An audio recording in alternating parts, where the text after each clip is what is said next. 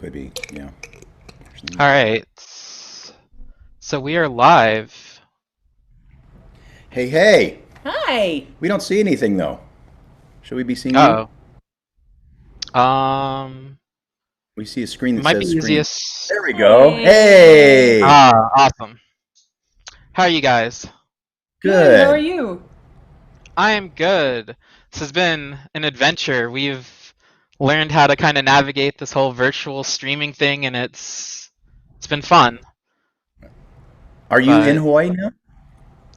no, I have sadly. I was talking about this a little bit ago. I haven't actually been back to we rent a room for one of our friends, and I haven't been back in almost a year now, just because Oh, of the no. quarantine and travel and all that. So Oh, it sucks, but soon. Um, so for everyone watching, we have Steve Bloom and Mary Elizabeth McGlynn, and we are super happy that they have gone above and beyond and dealt with all of our strange little tech issues, and they are here. And I will let y'all do a little bit of an intro, and I will let you know questions as they pop up. okay, cool. Will Okay. we see them too? Will we Yeah, see if the you go to the people? Twitch, if you just Oh, go no, to we here, can't I'll do link it it at to the you. same time. We have to Okay, stay on Zoom. Like, Yeah, okay, okay. yeah, Well, we'll just imagine your beautiful faces. awesome. Well, look at you though. thank You're a you. very handsome man. I've got the ocean in my Thanks. bottle as it travels across. I'm on the beach in the Oh, look at that. I bottle. The green screen bottle. The green That's screen kind of fun. bottle. I'm in the Wow. water Oh, now. sweet, that's awesome. This is how we entertain ourselves Yeah, in we've been doing quarantine. virtual sessions for months now, and you learn all the tricks. Oh, I will say that I did catch you doing the Black Lives Matter thing as what Tom, I believe, is the Yeah. mascot. Yeah. That was super cool. I'm actually I don't know if I'm surprised that Cartoon Network allowed it, but I was really happy that they did because it felt like a lot of major companies weren't really wanting to be political and they've all been kind of staying off the air on it. So that was Yeah. super cool. Well, my friends at the network don't see that as a political thing. It's just a matter of decency, really. And I didn't Yep. see it as a political thing either. And I was so excited to do that. It's just that, these things need to be said and they need to be addressed. So yeah, I was really grateful. And the guys at Adult Swim are just amazing human beings. So yeah, we were really excited that that worked out and got a big response too. Yeah. Huge response from it. So that was nice. A lot of people took notice. That is exactly what we need. Yeah. So to start off, being as y'all can't go into studios and you can't, do things the way they've normally been done. I know a lot of studios have been sending out like mobile recording kits. Like, how are you guys, uh, you know, doing your jobs from home? Well, the minute we went into quarantine, I upgraded my office, got a bigger monitor, a new mic, because I knew I was going to be starting directing from home, and I do that almost every day, which is I'm very very grateful for. And we were also lucky enough to have right next door to my office is Steve's office, and we've got a studio in there, and we have because of Toonami, Steve's been recording from home for a couple years, so we were already pretty well decked out in terms of equipment. Yeah, it's been a big adjustment though because every studio has different specs, recording specs, and they want to use different microphones, they want to use different interfaces, and originally in was it February or March when all this started, they told us all to upgrade to Source Connect standard, so we all had to buy that, and maybe 1 in 10 actually uses it. So the learning curve is still there. We still have to adjust it with every single session, and sometimes they will send a recording box to the house, and usually it's exactly the same equipment that we have anyway. Yeah. But I have to rewire my studio and use their laptop sometimes, so that gets a little wonky. And I've actually done performance capture from our little closet studio too, where they send us the whole headgear rig with the cameras and the lights, and have to paint all the dots on my face and stuff. So we're learning to wear a lot of different hats that we normally aren't responsible for, and we have to become our own engineers at this point. We're monitoring our own sessions, and we always send them a backup, even if they are recording on the other end. because you never know. So it is a brave new world. But the good news is that for a lot of voice actors out there who really haven't had a chance to communicate with studios or go into studios based on their geography or whatever, now is a great time to really start building that skill set up, because you can literally do this from any place in the world. Yeah. And our plan is to do it from here, from Hawaii, Yeah. next year. So we want to move. Yeah. How's your house coming along?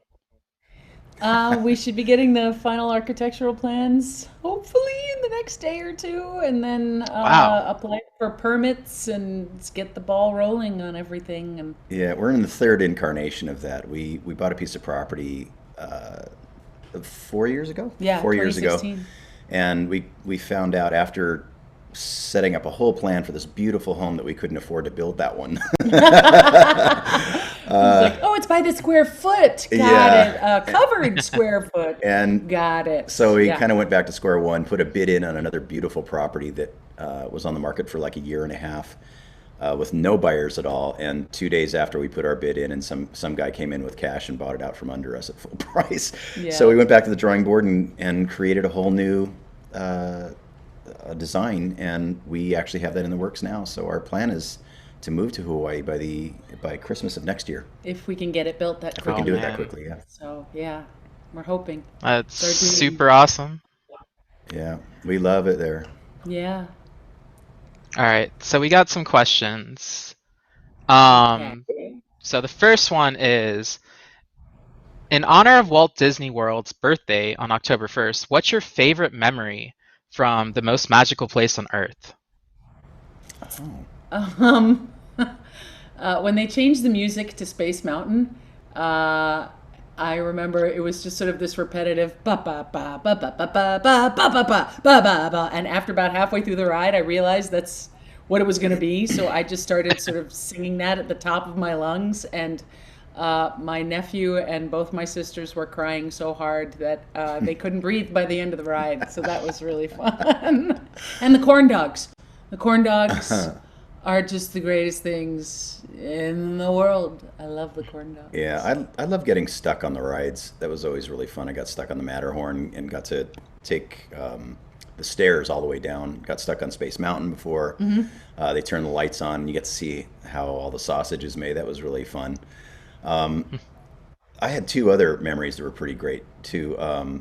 Back in the day, when I was first starting in voiceover, I did what I thought was a pretty good Goofy impression, and I would walk behind the guy in the Goofy guy or girl, I don't know who was in it, in the suit, walking around the park, and just out of their peripheral vision, and I'd go, "Oh, gosh, you're looking great today," and I'd do this whole soundtrack behind them, and the head is just swiveling back and forth trying to see who was doing it, and I would follow them around for a little while. So that was really fun and impressed all my friends. And then I met Bill Farmer and realized how crappy my impression really was in comparison.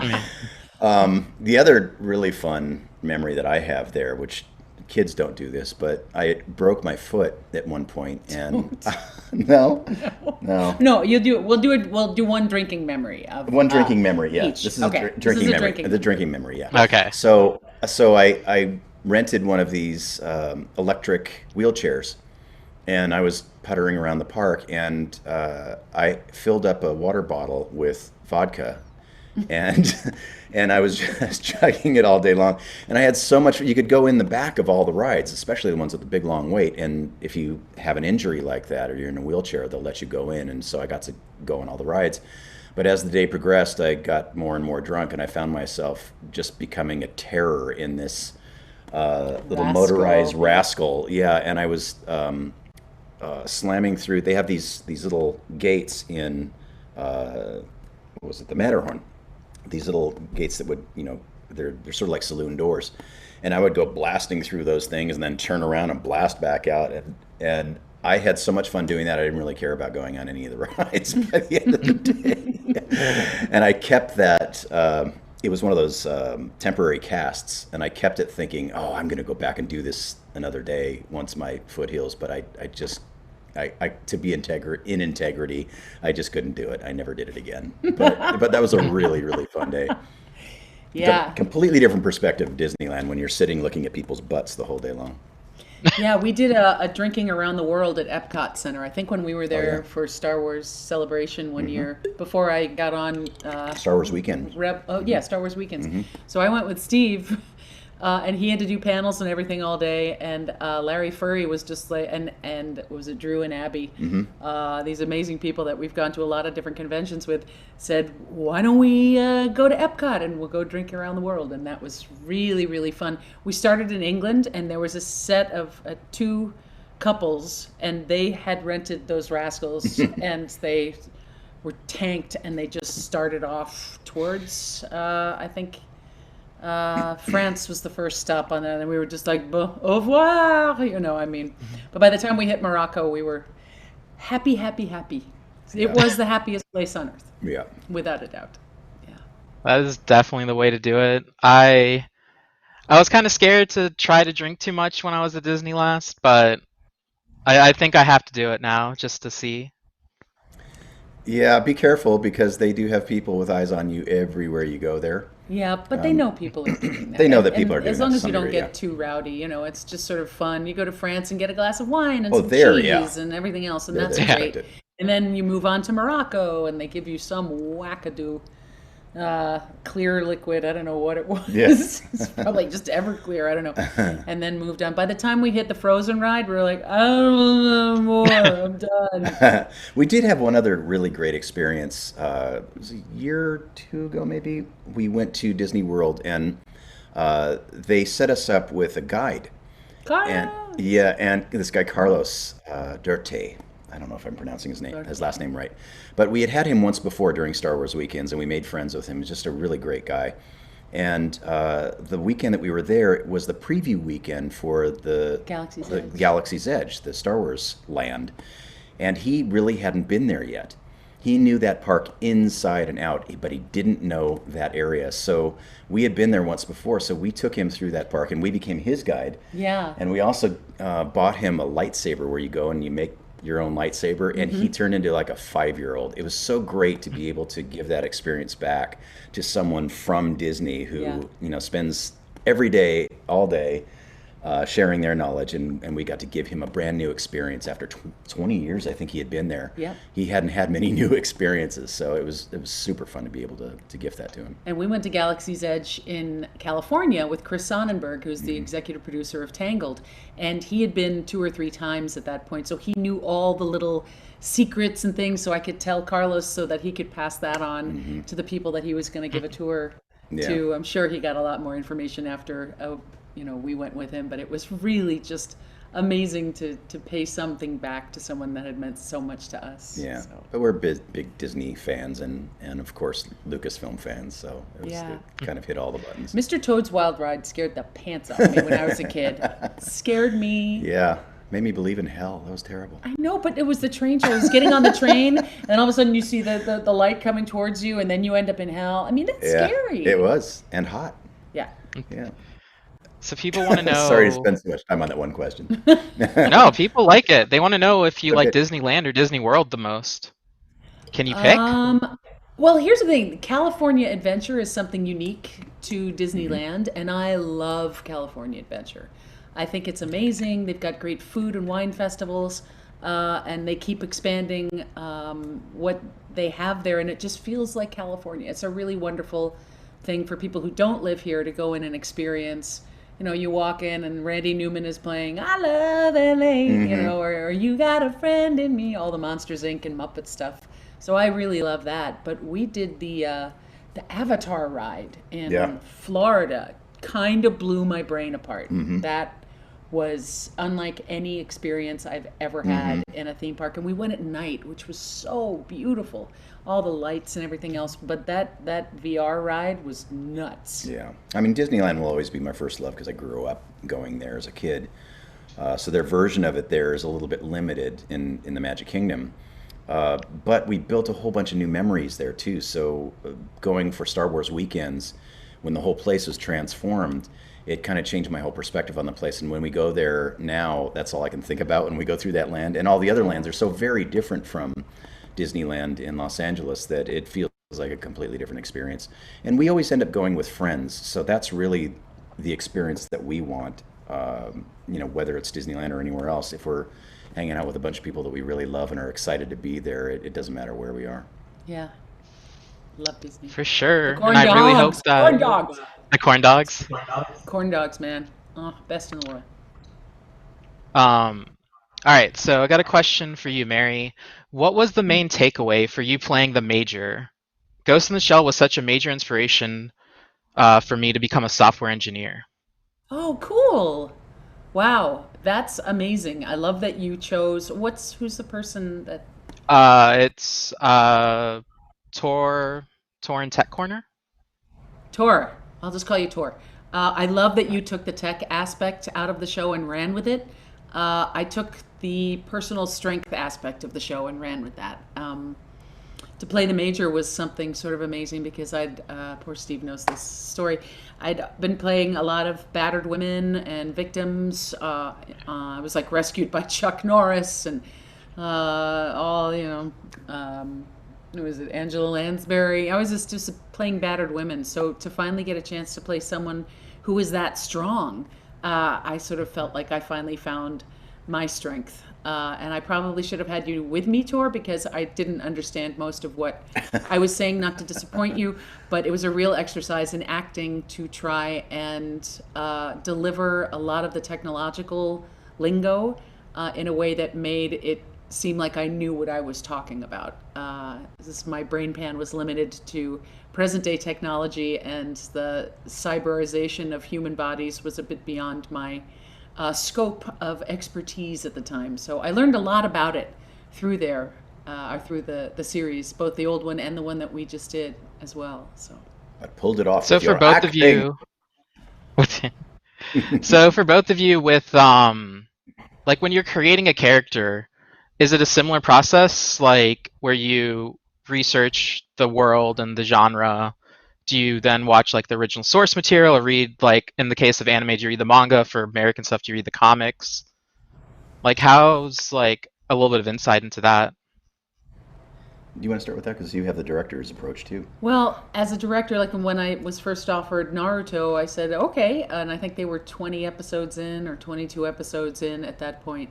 And I went online and I watched 75 episodes in one weekend just so I knew where the characters were going, and that could inform my direction for the actors to help them develop these characters. Because as an actor, you always want your character to have an arc. You never want it to just sort of flatline and never change. And especially with something like Naruto, which is so epic and so huge and so intensive and long, to give the actors or to be able to give the actors some idea of where their character's going. So it's like just hold back a little bit for now. We're going to get there, but don't give it all away yet. Like, so for me, I'll often go back and watch. I think I watched as much of Naruto as possible, and then I caught up, and then I started reading the manga.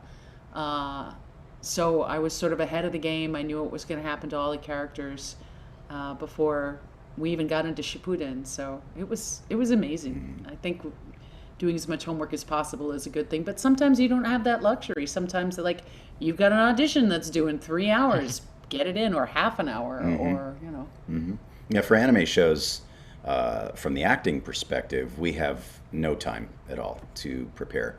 We walk into that room, they might show us a little bit of footage. If you're working with a director like Mary, she'll give you a little bit of background on the story and the character, so at least we have some frame of reference. But basically, you walk into that room cold, they show you a line once, and then you hear three beeps and you're running, and it's a cold read through the whole show. Wow. With original animation, it's often different. We'll at least get the script the night before usually. So if you're responsible for you new actors, make sure you read your scripts before and you go not into that just studio. your lines. Yeah, read all the stage direction, read everybody else's lines. It's really important to do that because it will inform your performance. So some shows we only have the opportunity to read the script the night before, and there really isn't much discussion before we get started. We kind of do it on the fly and figure things out as we go, especially if there's going to be a cast record. For shows like Star Wars Rebels or Transformers Prime, fortunately, we had time to nurture those characters and figure them out together in a collaborative way with everybody at the studio. And we would do multiple takes and multiple dialects and try things out. and play as a cast and work on the energy between the cast members, which we can't do as easily now in virtual space. But there we also had Dave Filoni, and Dave would Yeah. come in and talk for almost sometimes an hour Yeah. before we'd even start recording to put us in the headspace of what was happening in this episode and give us an idea of the arc and ask questions and give answers. And it was an amazing experience. Yeah, when you're working with Lucasfilm, and particularly with Dave Filoni, you're going to get a lot of information before you go to record, and that's a good thing, because as we all know, the Star Wars fans are very, very particular about what they will and will not accept, and especially if something is going to be going into canon, we want to be as thoughtful about that as possible, and true to what has come before us too. We want to honor what's come before us too, and in many cases, especially in a show like Star Wars Rebels, a lot of those characters and the designs came from old Ralph McQuarrie designs that weren't used in the original trilogy of movies.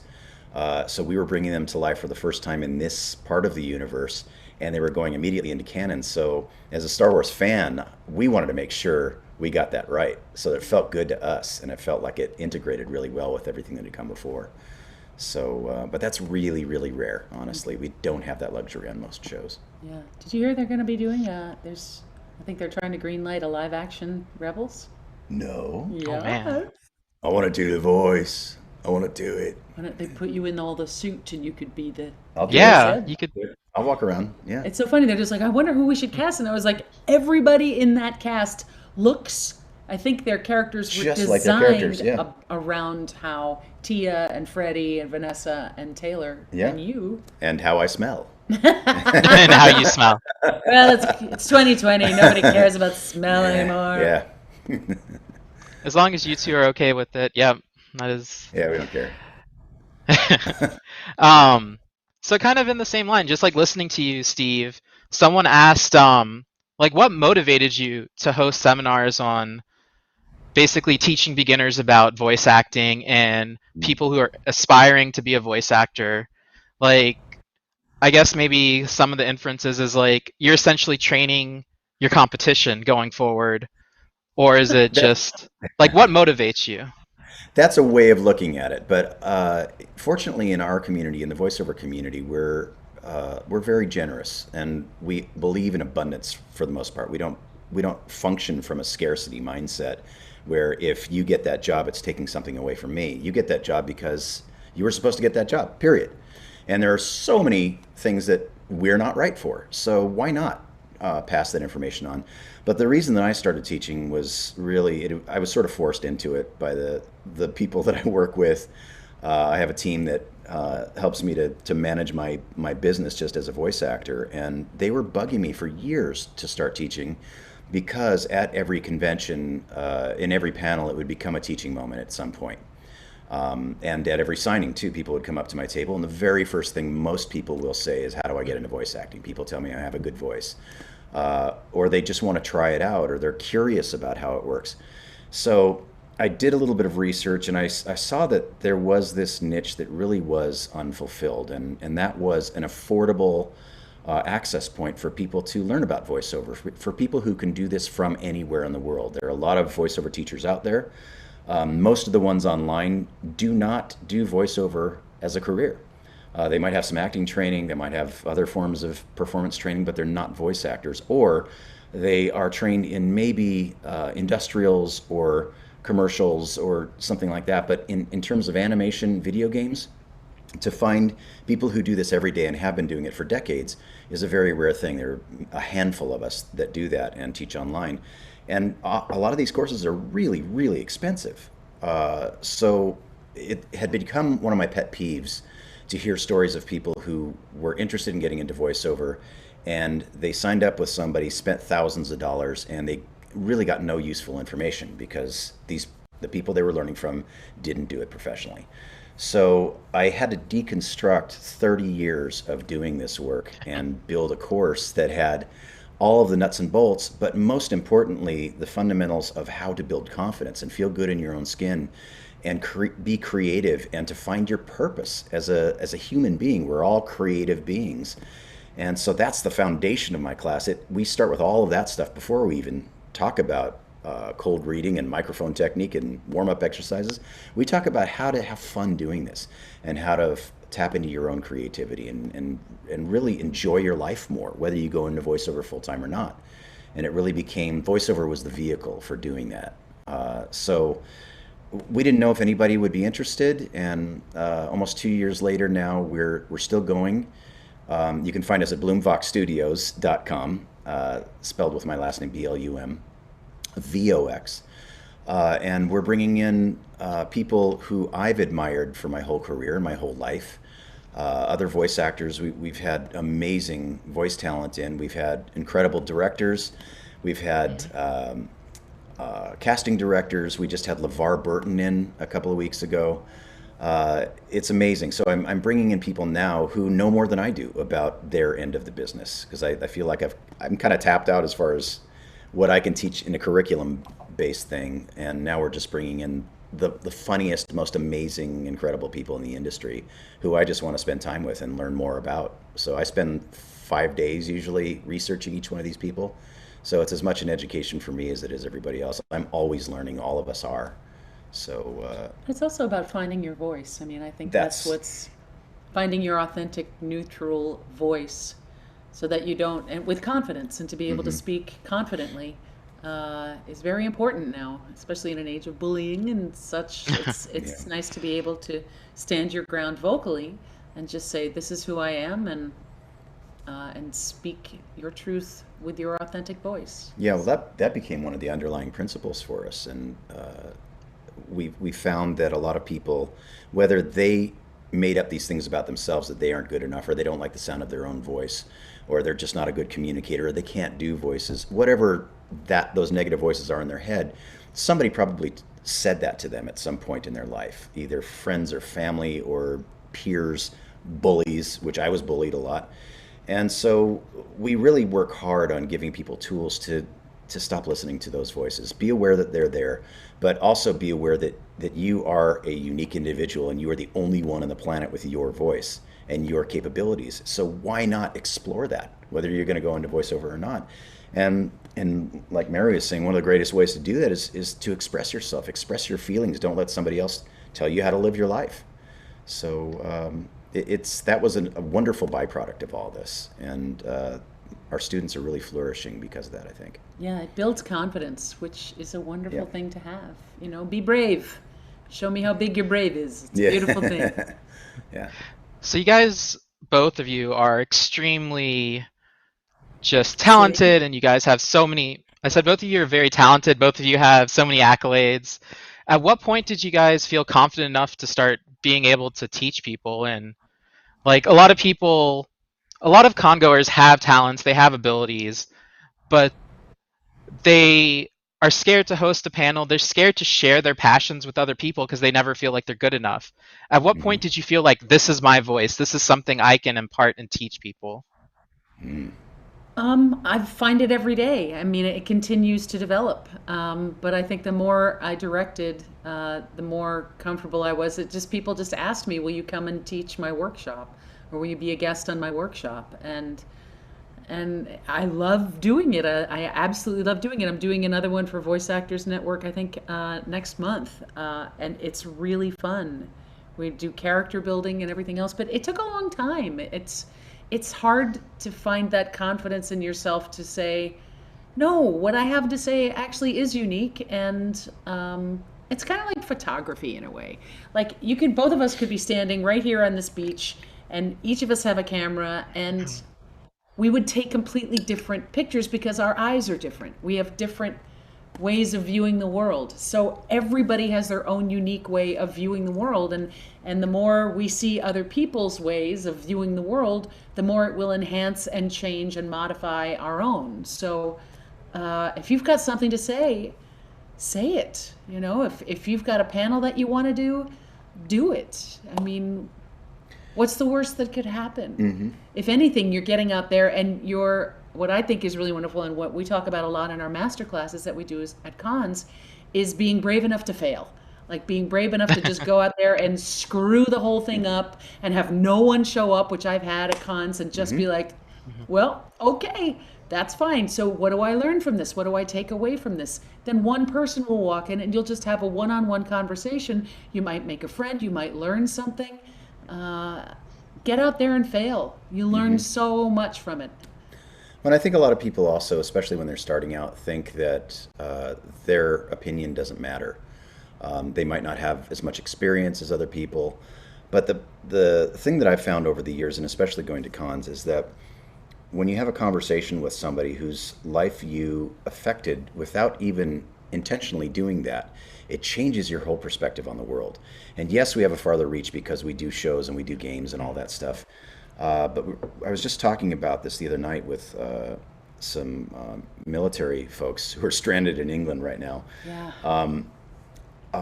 About the fact that you might think that in your little microcosm where you live and where you work and the people that surround you, you're not going to have much of an impact on the world. But I believe in something called the ripple effect. Really is when you are kind to somebody and they've had a really terrible day. You've probably heard these stories in the news where somebody at a grocery store doesn't have enough money and you hand them a dime or something. That might be the first nice thing that's happened to them in years, and it might actually restore their faith in humanity. Those kinds of moments are really teachable moments, and everybody has some sort of life experience. So if you have been doing this even for a little while, if you're a cosplayer, if you're an artist, whatever your passion is at the conventions, you're doing something there that that is a result of your creativity, of exploring your creativity. So you do have a certain degree of experience in that. If you can share that with one person who hasn't explored that yet because of their own fears, that's going to help you build your confidence, whether you get that recognition in that moment or not. And you may never know. 10 years from now, that person, if you're an artist, may come up to you and say, oh my God, dude, I was going to give it up until I had that conversation with you at Kawaii Kon. You changed my life in that moment and you didn't even realize it. So don't ever underestimate the power that you have inside you. And it's not always based on how famous you are or how much experience you have. You have experience in life up to this moment today. And that experience is valuable that somebody else could benefit from if you concentrate on that positive aspect and rather than all the negativity in the world. And the best way to add to it is to share it with others, because then you'll get their perspective as well. And both of you will continue to grow and add and add and add to it. So yeah, and like Mary was saying, we fail all the time. Oh yeah. We jump in and we do stuff that we are not qualified for or prepared for. But how else are you going to learn? I didn't know how to teach. I was terrified of that. And I thought, well, everybody keeps telling me I should be doing this, so all right, I'm going to try it. I stuck my toe in the water, and who knew? It worked. It's okay. So we try all kinds of different things. We're constantly changing and growing. Mary and I got scuba certified a couple of years ago. Both of us were kind of scared of that. Well, maybe you weren't, but I was. But we're always trying different things just to challenge ourselves, and I encourage everybody to do that. Yeah, I'm going to get him skydiving. Yeah, I'm ready. Yep. Oh man, you can do that on Wahoo. So good. So Yep. Been skydiving twice, jumped off the stratosphere in Las Vegas. That's a fun one. That's really fun. That's scarier than skydiving. man, so we have a couple of good comments. Like someone said that they saved a life just by cheering a stranger up, and they had no idea at the time. And Wow. like just that, random act of kindness can monumentally make a difference. They really, Yeah, really can. They Yeah. can. It's important. We need it. It's a dark time right now, and we need to be reminded that it's not all about hatred and anger and fear. Is that there's still peace, love, and positivity. Our friend Logic says that all the time. I mean, we need to hold on to that. And one simple act, it doesn't need to change the entire world. It can just change someone's world. One person. That's it. And as our cat is chiming in as he comes up the stairs, it makes a difference. It's what we need. It is definitely That's something right. that Come on, Bishop. Bishop! Bishop's crying for the Yeah, world right crying for now, telling food us at all to all times. believe. Yeah. Food is all Wow! delicious. Come on, come up here. So someone also asked, do you feel that anyone can become a voice actor, or do you think that some people should just stick to other things? I would say that anyone can do it. Not everyone is going to make a living at it. And there's a big distinction there. The point being that just because you may not get rich or famous for doing it, those are the two most terrible reasons you can go into this business. What I always tell my students is that if you really want to be a voice actor, be a voice actor. Learn how to do it. You can learn how to do this. There are some voice actors who literally just have one voice. There was a guy named Don LaFontaine years ago who did all the movie trailers. In a world, one man, but now. That's literally the only thing he did. Keep doing that. Yeah. I like that. This man had this one voice and made a multi-million-dollar career. So good.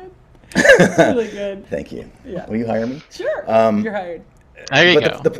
the point is, there's a lot of work to go around. You can be a voice actor in a lot of different ways now that didn't exist before. You can read manuals for what they call industrials for corporations. Sometimes they just need somebody to read that out loud, and they record it and they give that to their employees. You could be somebody's answering machine message. Some corporations need to have somebody to record that, and you can do that from anywhere you are in the world. Audiobooks, all sorts of. There's so many different avenues of voiceover that you can get into. If you're talking about AAA video games and top-level animation, it's hard. I'm not going to lie to you. It's really, Competitive. really, really hard to get into that. But if that's something you're very passionate about, you're willing to do the work, and you're patient because it takes a long, long time to do, and you get yourself educated and skilled enough so that you can perform side by side quality wise with everybody else who's doing it now, not doing an impression of them, but coming up with your own unique style interpretations of things, then yes, you do have a shot. If I can make it, anybody can make it, because I was not even an actor before I started. I was a mediocre musician and just an idiot fumbling around in life, not knowing what I wanted to do. I found that I was pretty good inherently at some of this, especially like creature voices, and I had to learn all the rest of it from scratch. It was really hard, and it took me decades to do it. So that's one of the reasons that I created my classes too, is that if somebody has inherent talent for it, I can help you to navigate that stuff a lot faster and easier, so you don't have to suffer like most of us did coming up. But if you just want to do it for fun, there are so many ways to do that. And even if you have no money, even if you can't afford my classes, which are pretty cheap, go to D. Bradley Baker's website, iwannabeavoiceactor.com, and read everything top to bottom on that website. And it'll teach you how to begin to become a voice actor. And you can do that for fun. You can read to kids. You can read for blind people. You can go to homeless shelters if they allow you in. There's so many different ways that you can create, and you can help other people make somebody else's day by performing this craft. It doesn't have to, you don't have to put the pressure on yourself, I think, is the bottom line. And you shouldn't put the pressure on yourself to do this full time as a living, because honestly, very few people do succeed at this level doing this. We were really lucky, and we still work our butts off at it every single day. Oh yeah. But if we can do it, there's a possibility that you can too. Everybody in our business started with nothing, and being told that they were stupid for going into this, pretty much. Everybody in acting. So And use the internet. Use YouTube. Yeah. They're all these sort of, they're fan dubs. There are projects that people are like, I'm looking for a voice. It may not pay anything, but it'll get you experience. It'll get your foot in the door. It'll get something that you can then have other people listen to and say, look, I did this. And maybe if you make a good impression, whoever did that will recommend you to someone else who's doing a student project or a fan project. But if you want to do this on top level scale, you really have to do the work, and that's, I think, something that a lot of people don't understand. They think if they have a naturally good voice and they've taken a few acting classes, they're just speaking into a microphone. How difficult can it be? Well, you'll find out how difficult it can be on day one. When you difficult, yes. Difficult. When you walk into that studio on day one and you're surrounded by Rob Paulson and Maurice LaMarche and Jess Harnell and these amazing luminaries of this business that can pull 3,000 voices out of their butt, you're going to have to be able to compete on that level or perform at that level. I don't even call it competition, because we all raise each other up. Yeah. But that takes work, and it takes sometimes years and years and years and years of work. So if that is your goal, you have to be prepared to do that work and continue to do that work for the rest of your life. We work harder than we ever have. Yeah, take improv, now. play D&D. Yeah. That's a great way to figure out what kind of voices you have inside of you and work on your improvisational skills, which are unbelievably important in voiceover. Find a group of friends, play D&D, solve some problems, build some worlds, try some accents, have fun, build some characters. Yeah, the whole point is have Do fun. both of you Yeah. play in D&D right now? Not now because of COVID, but I know we could, did. but our Yeah. DM had a baby. Yeah. So Selfish. so selfish to have a baby when this is I the know, perfect time right? to be playing remote D&D. But no, it's funny, you talk about audiobooks. I just finished up the audiobook for The World of Critical Role. So if the book is coming out, I think October 20th, you can pre-order it on Amazon, and it's my first audiobook, so Oh man. Yeah, challenging yourself. It was a whole different learning curve there. never done anything Yeah. like that. It was amazing. It was amazing. So we did get a comment that Tuxedo Mask wanted to thank both of you for voicing some of his or her favorite Bacon anime is characters and Aw. literally saving them when they thought it was all over. For which show? It just says for voicing some of. It says I just wanted to thank you guys for voicing some of favorite anime characters and literally saving me when I thought it was all over for me. Oh, Oh. Tuxedo. Thank you for caring. Thank you for investing yourself into those stories. Thank you for staying here. Yeah, we need you. Yeah. So you matter. You have something. You were put here with a purpose. So thank you for staying here and working on that still. It's So, hard. Yeah, we're really, really grateful that anything that we work on has any effect on anyone. So thank you for caring. Yeah. And I hope you reach out, continue to reach out. You're not alone.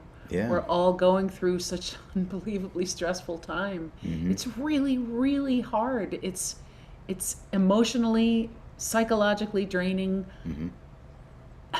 It's amazing. I just never even thought that we would be going through something like this in our lifetime. So reach out if you're feeling sad, if you're feeling alone, if you're feeling lost, hopeless. Reach out. Find a D&D game. Read something. Listen to something that brings you joy. I think I said this to Brian Foster. You know, in times of darkness, creating something can be a very powerful light, not only for you but for people around you. So reach out to people. We're all in this together at this point. We're all at home. We've all watched everything on Netflix. You know, and we're feeling a bit desperate at times. I know I have felt huge amounts of despair during this time. So reach out to someone that you love. Continue doing whatever you're doing right now. So, yes, reach It's out. important. It's just important. It's so important. Don't ever give up. Please don't give up. Yeah. Getting a pet's a great idea if you're a pet person. We have so many people who want to Yes. see Bishop because Bishop's Oh my the gosh. true star. Bishop! You want to go get him? Yeah, I'm going to go Are get you him. going to be able to lift him up the stairs? I don't He's know. massive. Oh, he's right here. Oh, no, there's Ash. He's a Maine Coon, and he weighs 26 pounds. He's a beast. Wow. Oh, he's One of our coming. directors Great. for Artist Alley has a cat, and her cat is, I think, 22 or 23 pounds. It's a Yeah. ragdoll. Yeah. That's a big cat. Yeah. That's a real big cat. Yeah, our cat is bigger than our dog. It's pretty crazy. We have two Maine Coons, and Bishop is the big one, and the loud one, too. 4:30 in the morning, he'll crawl across our faces and go, "Meow." Oh, here he comes. Oh, God. Don't hurt yourself. Oh, Jesus. She's schlepping him up the stairs now. Here he comes. Oh man. Excuse me, Piddle. Do you want me to hold him up for the camera? No, I got Okay. Pid, watch out. it. And the dog gets in the way. Here he comes. See if I can, get all of him. Yeah, Oh, he's big. claws of He's a death. big Jeez. boy. Look at this big fish. Hi, baby. He's one of the very few cats in the world who love to have their bellies scritched, too. He'll let you rub his belly all day long Hi, baby. without tearing your face Man. off. What do you? Yeah, Dude, he's a pets are big boy. definitely one of the best parts about being home is you don't have to go to the office and leave them. Yeah, No. they're living their best life right now. We have a dog and 2 cats in the house and a big tank of fish, and Yep. they've never been more spoiled.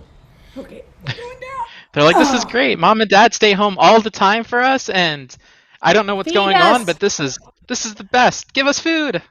Yeah, all the all time. day. Food all the time. Hi, Ash. Dog gets 2 walks a Wanna day. come over and say Was lucky to hi? get one before. So Come on, Ash. We've got Bishop's Oh, brother, so we Ash. have a. All right, let's see, Ash. We have an antidote question for you, Steve. At last yes. year's Kawaii Kon, someone asked you in the elevator if you wanted a case of beer, but you rejected it because you had something better to drink that night. He wants, or he or she Ooh. wants to know, what did you have, or what were you going to drink that night, and were you able to I drink drink. it? Yes, probably. I drink Oban. Hola. It's a single malt Scotch, and Oh, at conventions I actually bring a flask. And at night, after a long day of yapping all day long, I'll pour myself a little shot, drop a little drop of water in there, and sip it gently. And But that was very generous. that's very Whoever generous. And I'm offered me sorry. a case of Yeah, beer. I know. I hope I didn't hurt That's your feelings, but yeah, beer for me. I used to drink a lot of beer, and I can't really uh, ingest that much anymore. It makes me too full. So with yeah. scotch, I can just sip it, and I get a little bit of a buzz. It's nice. Yeah, but I drink beer very irregularly, and usually only if I'm on a beach and it's a really hot day, something like that. yes. Yeah, so once we're back in Hawaii, I might do that again. Get some We'll sol see. cerveza. Sure. Hi. Yeah, I used to drink a lot of beer. But thank you for that, and I hope I didn't disappoint you. You offended her. Yeah. Him. No, Sorry. I think Him. I him or her. Yeah, I have no clue what, but no, I think it was asked in just to know, like, so that they can. What it It's was. Hawaii. Hawaii, like, I guarantee you, now that you've said that, next time you guys come, you're gonna have a bottle waiting. Like, not even Oh, just from the con, but from fans, because it's Aw. the Aloha spirit. Aw, I I love know. that. We miss it. There was a fun game going around the internet of your Hobbit name is Mhm. is an herb that begins with the same letter as your First first name. name, and then your last name is your favorite drink and some pastry, or what's a part of your body that's hurting you and a landmass. Hmm. So mine was marjoram Tito's Skreller, because I love Tito's, and yours That was was Sage Obenscone. yes, Sage Yeah, Obenskone. good D&D name. Yeah, so we're gonna develop all these characters for a D&D Yep. campaign, I think. It's Oh the third man. reference to Oh, apparently alcohol. Hawaii was in the top 4 for alcohol consumption in the U.S. during the Really? quarantine. Oh Really? no. Yep. Oh Wow. no. Wow. That before COVID or now? Or that's during COVID, like right now During COVID. during the quarantine. Yeah. Yeah. Um, Yeah. so what's the number one thing you both do to keep your voice in shape, especially like now that there's not cons that you guys are going to all the time and you don't have to stress out your voice constantly? Like, No, we how are you still do. guys? Will do. Oh, Yeah, we still do more auditions now, I think, than ever, and we do sessions from home, and we're screaming a lot. Yeah. We do a lot, and she's directing all day long too. So I'm talking all day. Yeah. If it's not a If I cast have any of record, those up I'm here. acting with the actors. So, and my directing style is to try and make as best an approximation of what the other characters are sounding like. So sometimes the character sounds like this. So I try and do that for the other actor to play off of, so that they know what they sound like they're talking to them, each other. Yeah, but we're just really mindful of when things start to hurt, and we mhm. stop. We take breaks, drink a lot of fluid, make sure we get a good night's sleep. A lot of people don't realize how important that is because you need time for the tissue to regenerate that you're damaging if you do a lot of work like we do. You can mitigate a little bit of it with throat drops. This is an empty pack, but this is a pack from something called Golden Throat. It's a Chinese herbal throat drop, It's and honey, I it's know, honeysuckle. eucalyptus and menthol and something. I don't know. It's all natural ingredients.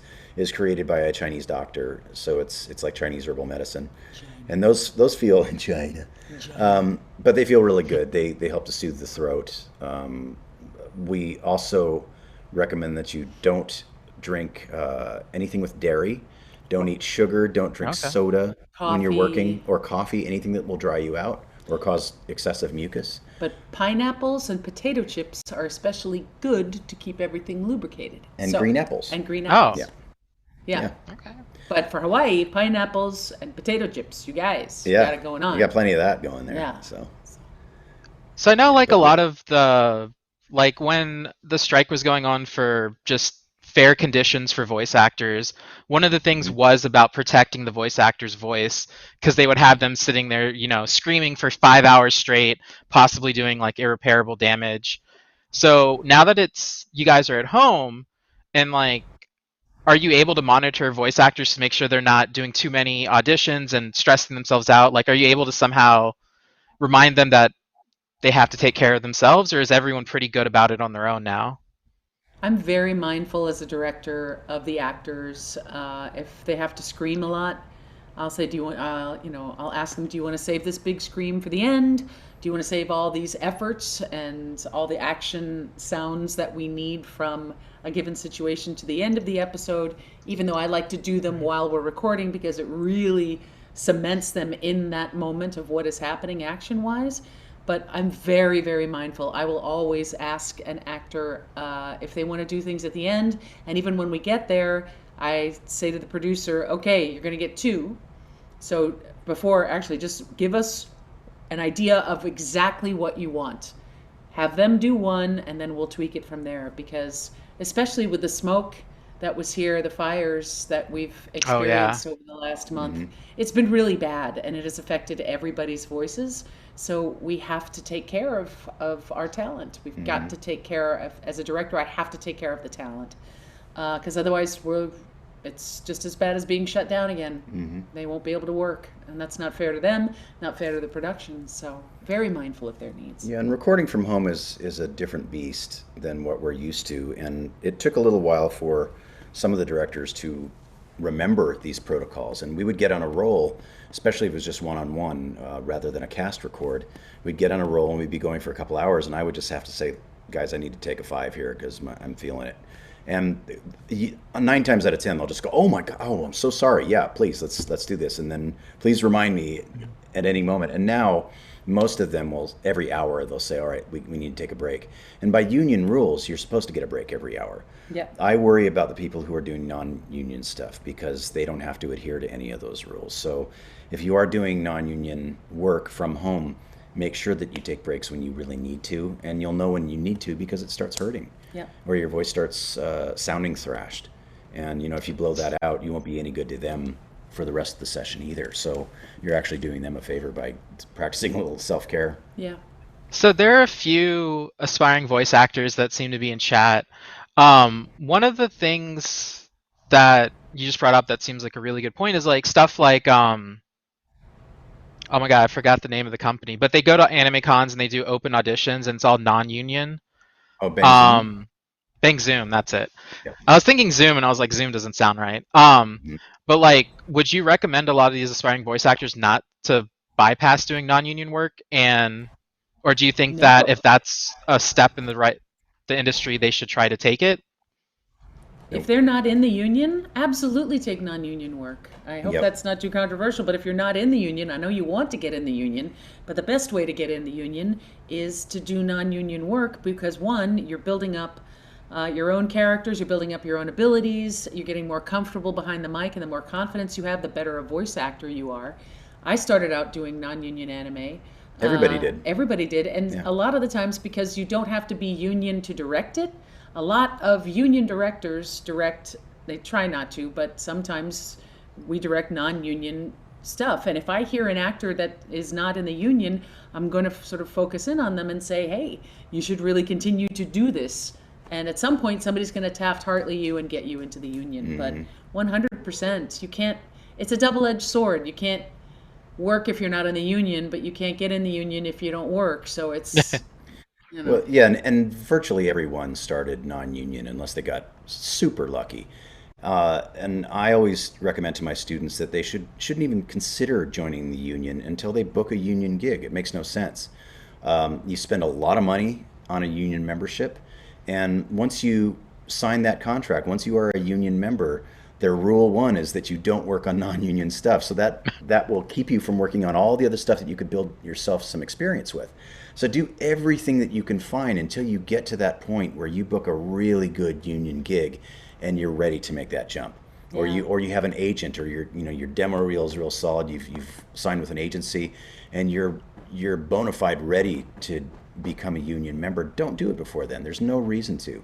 But that said, you have to be your own advocate for your own health as a non-union member, because a lot of production teams aren't looking out for your best interest. They want to get it done quickly and efficiently, and they don't really pay attention to the fact that you might be bleeding in your throat Yeah. and causing irreparable damage. So make sure that you take care of yourself. Really learn your instrument, and maybe even take singing classes too, so that you can recognize when you're doing damage to your throat, and you can support your breath better. So take all of that into consideration, whether you're doing union or non-union work. But yeah, by all means, take non-union work, and do free stuff at first too, as you're learning your skill set. If a company like Bang Zoom, for example, does call you in, and they ask you to do a session, if you win one of these competitions or whatever, you go and you do a session, they like your work, they might call you back in and have you do another free session.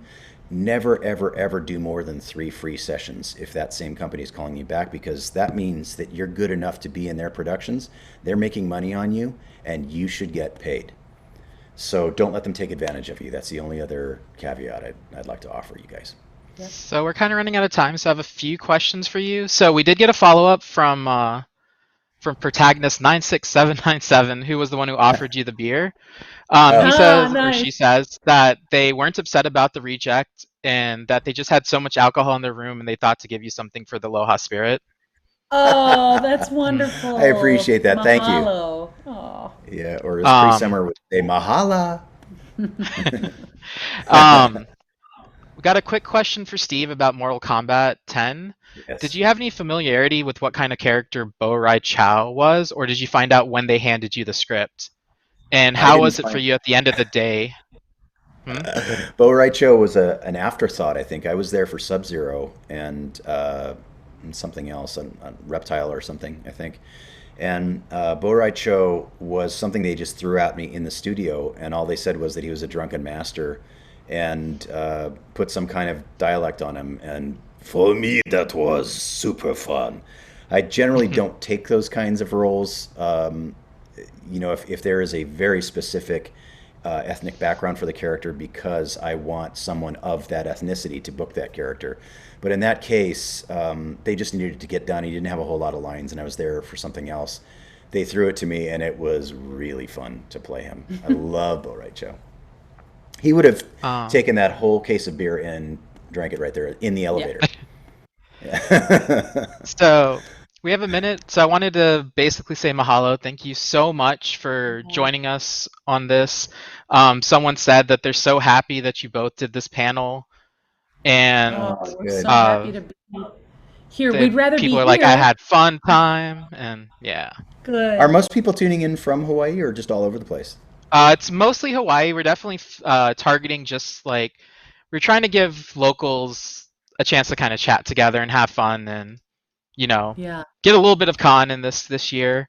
I Yeah. know one thing that is really important to me and to both of you that we've talked about in the past is voting, and I figured Yes. that'd Yes. be kind of a good note to end on is you guys talking a little bit about how we all should vote and how that is truly our hope in this kind of our present situation. Yeah, how we talked about, your voice matters. Well, your vote matters. So please, please, please, please, if you don't know if you're registered, go to nerdsvote.com and it will give you explicit instructions on how to make sure that you're registered and how to get your friends registered. Make sure you have a plan. Go with your friends if you're going to go in person. Make sure you Vote early. vote early if you Yeah. can, and understand all the absentee balloting procedures. Like in Pennsylvania, they've got 2 envelopes, and the ballot has to be in the first envelope, and that's put into the second envelope. So just make sure you go through all, you know that everything is done correctly so that your vote is counted. Yeah. Right now, your vote is your voice. Yeah. So if you don't think you have a voice in anything else, this is your chance. And young people, man, if you guys all voted, if all of you voted, this country would be yours. Like, yours completely. So take control, because you have to have a say in what's happening right now, because it's going to be here for a long time. And so please vote. Please, please, please. Yeah. How about you? We love you so much, and we miss you dearly. So and we're so badly. sorry that we couldn't be there with you in person. And we're so grateful to you. Thank you for having us. Mahalo. Yes. So good to see and you we again, can't wait too. to see you in person. Yes. Soon. We're going to make that happen sometime. Yeah. Hopefully we'll be out sometime in March for groundbreaking and listening to the whales underwater. And Yeah. And you look great, by the way. Yeah. Most people in COVID look like crap. You look great. Thanks. I definitely. No, I just probably clean up well. I did shower. I did Good too. for you. Yeah. First time in days. Yeah. I just worked out. Yeah. So good. But yeah, thanks again. And coming Thank up you so next, much. what do we have coming up next? We have something. But yeah, Something thanks. amazing. Something really good. Stick Something around, you guys. wonderful. Something Thank wonderful. you, my dear friend. Mwah. Stupendous. Love you, buddy. All right. Aloha. Bye. Aloha.